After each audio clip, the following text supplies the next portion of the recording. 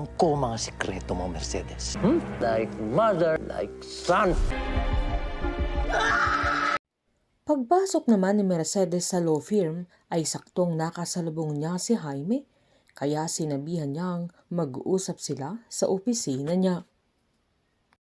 Pinamukha ni Jaime na walang ka-idea si Mercedes kung gaano kaimportante si Divine sa pamilya nila, na kung mawala ito ay tinanong niya si Mercedes kung kaya niya itong palitan at kung kaya niya ang mga ginagawa niya, sabay pinamukha niyang hindi yun kaya ni Mercedes.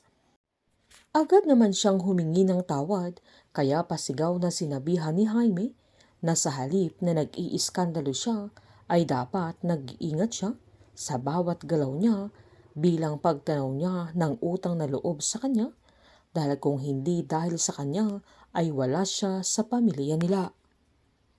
Naalala ni Mercedes noong araw na inamin ni Rafael kay Jaime na nabuntis siya nito, na sobrang kinadismayan niya dahil pinag-aral niya si Rafael pero anak ng ex-convict ang nabuntis niya.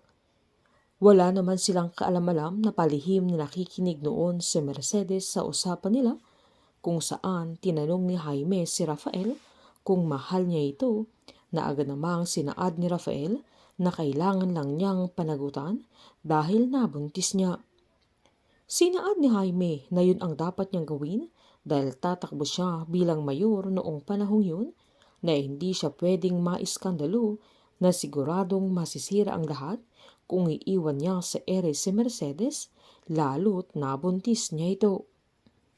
Si Jaime ang nagtulak noon na pakasalan ni Rafael si Mercedes kahit hindi niya ito mahal, na gagawin lang niya ang bagay na yun dahil alam niyang makakatulong yun para manalo siya sa eleksyon.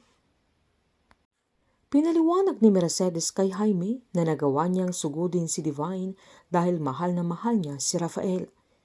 Galit na pinamukha ni Jaime na kung ayaw niyang mawala ang asawa niya, ay manatili siya sa sidelines na tahimik lang at huwag siyang maging balakid sa mga plano niya kay Rafael, na binalaan niya na siya ang gumawa ng paraan para maikasal sila, kaya pwede rin siyang gumawa ng paraan para maghiwalay sila kung gugustuhin niya.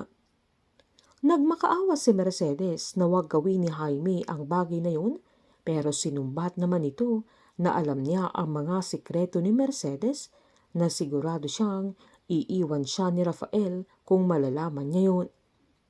Hinawakan pa ni Jaime ang mukha ni Mercedes at nanggigil ito, sabay sinumbat niyang dahil sa pagpatay ni Justin kay Roland ay yun ang naipamana kay Mercedes dahil naulit na naman ang nakaraan. Takot na takot si Mercedes nang maalala niya ang nakaraan kung saan may napatay siya, at si Jaime na naman ang naglinis pero walang kaalam-alam si Rafael. Si Christine kaya ang taong napatay ni Mercedes, na anak ni Mang Estong at mismong kapatid ni Grace na kumupkop kay Moises, na ito ang naging dahilan kung bakit kailangan niyang uminom ng sleeping pills at gumamit ng shabu para lang makatulog siya dahil hindi na siya pinapatulog ng konsensya niya.